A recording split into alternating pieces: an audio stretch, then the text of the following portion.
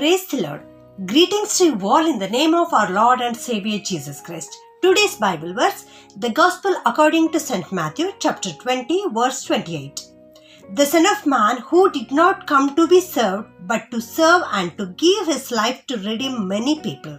ಮತ್ತಾಯನು ಬರೆದ ಸುವಾರ್ತೆ 20ನೇ ಅಧ್ಯಾಯ 28ನೇ ವಚನ. ಮನುಷ್ಯ ಕುಮಾರನು ಸೇವೆ ಮಾಡಿಸಿಕೊಳ್ಳುವುದಕ್ಕೆ ಬರಲಿಲ್ಲ, ಸೇವೆ ಮಾಡುವುದಕ್ಕೂ ಅನೇಕರನ್ನು ಬಿಡಿಸಿಕೊಳ್ಳುವುದಕ್ಕಾಗಿ ತನ್ನ ಪ್ರಾಣವನ್ನು ಈಡುಕೊಡುವುದಕ್ಕೂ ಬಂದನು. ಇವತ್ತಿನ ದಿವಸದಲ್ಲಿ ನಮ್ಮ ಯೇಸು ಸ್ವಾಮಿ ತನ್ನ ಶಿಷ್ಯರ ಕಾಲುಗಳನ್ನು ತೊಳೆದಿರೋ ವಾಕ್ಯವನ್ನ ಇವತ್ತು ನಾವು ಧ್ಯಾನ ಮಾಡೋಣ. ಇವತ್ತಿನ ವಾಕ್ಯದ ಪ್ರಕಾರ ಮನುಷ್ಯ ಕುಮಾರನು ಅಂದರೆ ಯೇಸು ಸ್ವಾಮಿ ಈ ಲೋಕಕ್ಕೆ ಏತಕ್ಕಾಗಿ ಬಂದಿದ್ದಾರೆ ಎನ್ನುವ ವಿಷಯ ಇಲ್ಲಿ ತಿಳಿಸಲ್ಪಡ್ತಾ ಇದೆ.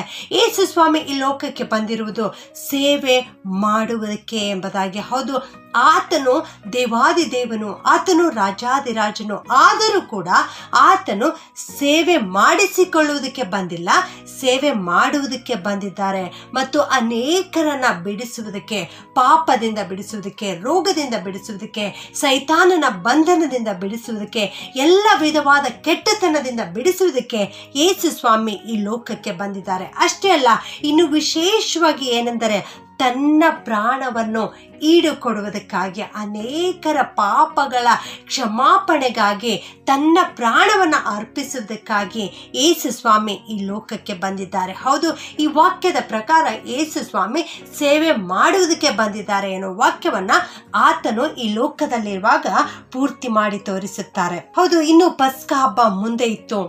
ಆಗ ಯೇಸು ಸ್ವಾಮಿಗೆ ಗೊತ್ತಾಯಿತು, ನಾನು ಈ ಲೋಕವನ್ನು ಬಿಟ್ಟು ಹೋಗುವ ಕಾಲ ಬಂದಿದೆ ಎಂಬುದಾಗಿ. ಆ ಪಸ್ಕದ ಊಟವನ್ನು ಮಾಡುತ್ತಾ ಇರುವಾಗಲೇ ಯೇಸು ಸ್ವಾಮಿ ಊಟವನ್ನು ಬಿಟ್ಟು ತನ್ನ ನಡುವಿಗೆ ಒಂದು ಹಸ್ತಪಾವುಡವನ್ನು ಕಟ್ಟಿಕೊಂಡು ಒಂದು ಪಾತ್ರೆಯಲ್ಲಿ ನೀರನ್ನು ತೆಗೆದುಕೊಂಡು ತನ್ನ ಪ್ರೀತಿಯ ಶಿಷ್ಯರ ಕಾಲುಗಳನ್ನು ತೊಳೆಯಲಿಕ್ಕೆ ಪ್ರಾರಂಭಿಸುತ್ತಾರೆ ಮತ್ತು ಆ ಕೈಪಾವುಡದಿಂದ ಅವರ ಕಾಲುಗಳನ್ನು ಒರೆಸಲಿಕ್ಕೆ ಪ್ರಾರಂಭಿಸುತ್ತಾರೆ. ಹೀಗೆಯೇ ತನ್ನ ಶಿಷ್ಯರ ಕಾಲುಗಳನ್ನು ತೊಳೆಯುತ್ತಾ ಯೇಸು ಸ್ವಾಮಿ ಪೇತ್ರನು ಎನ್ನುವ ತನ್ನ ಶಿಷ್ಯನ ಹತ್ತಿರ ಬಂದಾಗ ಆ ಪೇತ್ರನು, ಸ್ವಾಮಿ, ನೀನು ನನ್ನ ಕಾಲುಗಳನ್ನು ಎಂದಿಗೂ ತೊಳೆಯಬಾರದು ಎಂಬುದಾಗಿ ಹೇಳಲಿಕ್ಕೆ ಪ್ರಾರಂಭಿಸುತ್ತಾನೆ. ಆಗ ಯೇಸು ಸ್ವಾಮಿ, ನಾನು ಒಂದು ವೇಳೆ ನಿನ್ನನ್ನು ತೊಳೆಯದಿದ್ದರೆ ನನ್ನಲ್ಲಿ ನಿನಗೆ ಪಾಲಿಲ್ಲ, ನನ್ನ ಸಂಗಡ ನಿನಗೆ ಪಾಲಿಲ್ಲ ಎಂಬುದಾಗಿ ಹೇಳ್ತಾರೆ. ಆಗ ಸಿಮೋನ್ ಪೇತ್ರನು, ಸ್ವಾಮಿ, ಹಾಗಿರುವುದಾದರೆ ನನ್ನ ಕಾಲುಗಳನ್ನು ಮಾತ್ರವಲ್ಲದೆ ನನ್ನ ಕೈಗಳನ್ನೂ ತೊಳೆ, ನನ್ನ ತಲೆಯನ್ನೂ ಸಹ ತೊಳೆಯಬೇಕು ಎಂಬುದಾಗಿ ಯೇಸು ಸ್ವಾಮಿಯಲ್ಲಿ ಕೇಳಿಕೊಳ್ಳುತ್ತಾನೆ. ಆದರೆ ನಮ್ಮ ಸ್ವಾಮಿಯವರು ಅವನಿಗೆ ಈ ರೀತಿ ಹೇಳ್ತಾರೆ, ಸ್ನಾನ ಮಾಡಿಕೊಂಡವನ ಕಾಲುಗಳನ್ನು ತೊಳೆಯುವುದಲ್ಲದೆ ಬೇರೆ ಏನೂ ತೊಳೆಯಬೇಕಾಗುವ ಅವಶ್ಯಕತೆ ಇಲ್ಲ ಎಂಬುದಾಗಿ. ಹೌದು, ನೀವು ಶುದ್ಧರಾಗಿದ್ದೀರಾ, ನೀವು ತೊಳೆಯಲ್ಪಟ್ಟಿದ್ದೀರಾ, ನಿಮ್ಮ ಮೈಯೆಲ್ಲ ಶುದ್ಧವಾಗಿದೆ, ಆದರೆ ನಿಮ್ಮಲ್ಲಿ ಎಲ್ಲರೂ ಶುದ್ಧರಲ್ಲ ಎಂಬುದಾಗಿ ಯೇಸು ಸ್ವಾಮಿಯಲ್ಲಿ ಹೇಳುತ್ತಾರೆ.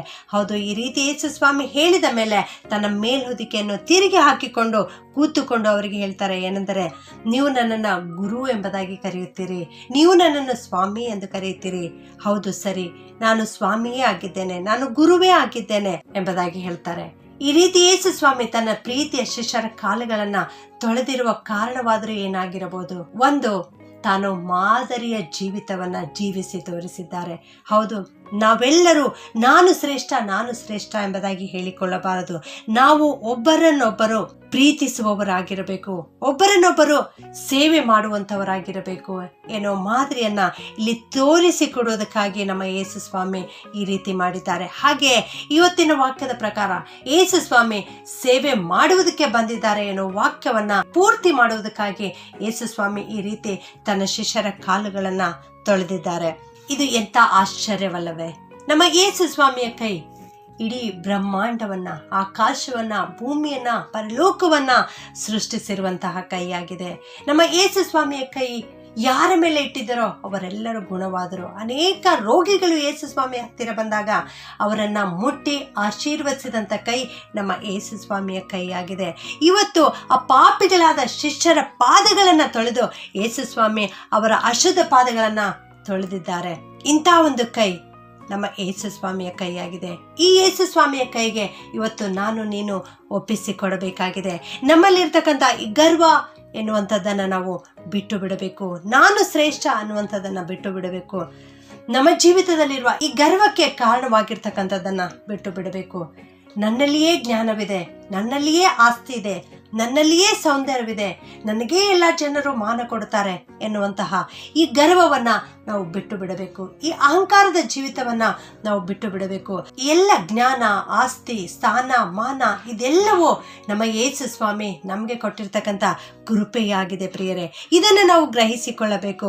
1 ಪೇತ್ರ 5:5 ದೇವರ ವಾಕ್ಯ ಈ ರೀತಿ ಹೇಳ್ತದೆ, ದೇವರು ಗರ್ವಿಷ್ಠರನ್ನು ಎದುರಿಸುತ್ತಾನೆ, ಅಹಂಕಾರಿಗಳನ್ನು ಎದುರಿಸುತ್ತಾನೆ, ಆದರೆ ದೀನರಿಗಾದರೂ ಕೃಪೆಯನ್ನು ಅನುಗ್ರಹಿಸುತ್ತಾನೆ ಎಂಬುದಾಗಿ. ಇವತ್ತು ನೀನು ಏನು ಮಾಡ್ತಾ ಇದೀಯಾ?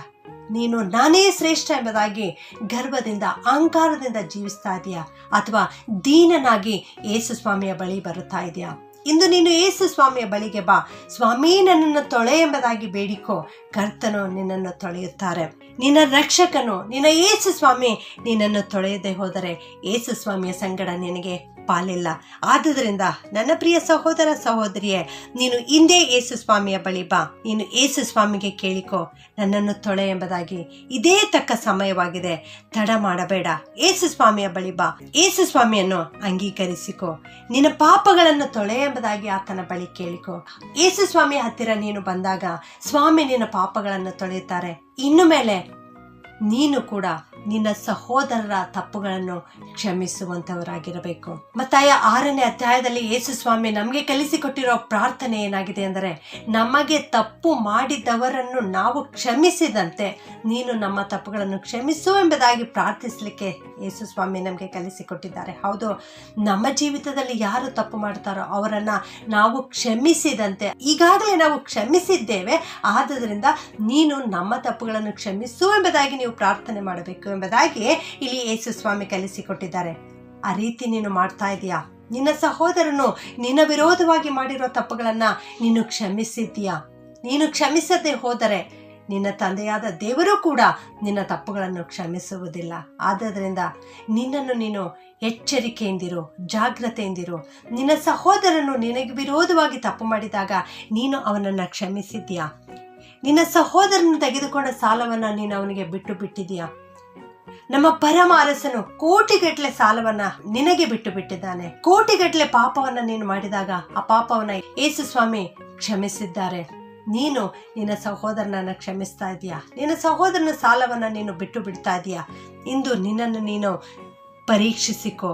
ಆತ್ಮೀಯ ಪ್ರಕಾರವಾಗಿಯೂ ಕೂಡ ನಿನ್ನ ಸಹೋದರನ ಪಾದಗಳನ್ನು ತೊಳೆ ಮತ್ತು ಬಾಹ್ಯ ರೂಪದಲ್ಲಿಯೂ ಕೂಡ ನಿನ್ನ ಸಹೋದರನ ಪಾದಗಳನ್ನು ತೊಳೆಯುವುದಕ್ಕೆ ನೀನು ಸಿದ್ಧನಾಗಿರು.